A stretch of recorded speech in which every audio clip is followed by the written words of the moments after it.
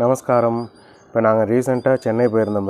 எங்களோட ரெடிமிக்ஸ் ரேஞ்சஸ்லாம் எடுத்துகிட்டு போயிருந்தோம். அதில் இட்லி தோசை ப்ரீமிக்ஸை அன்றைக்கி ரெடி பண்ணோம்.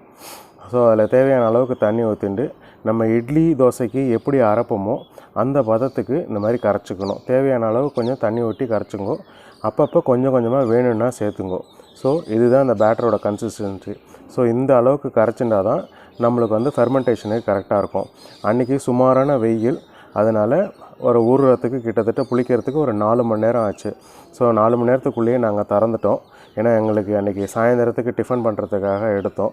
ஸோ இந்த மாவு தான் இப்போ 4 மணி நேரம் ஆச்சு, ஃபெர்மெண்டேஷன் ஆகிருக்கு.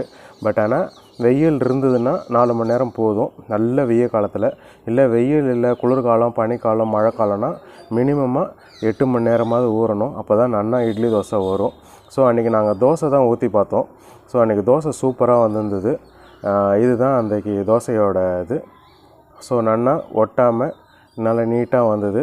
என்ன கொஞ்சம் புளிப்பு இல்லாததுனால கொஞ்சம் வந்து சாஃப்டாகவும் இருந்தது. தோசை நன்னா இருந்தது. ஆனால் இன்னும் ஒரு 2 மணி நேரம் புளிச்சிருந்ததுன்னா இன்னும் சூப்பராக இருந்திருக்கும். ரோஸ்ட்டாக வரல அன்றைக்கி.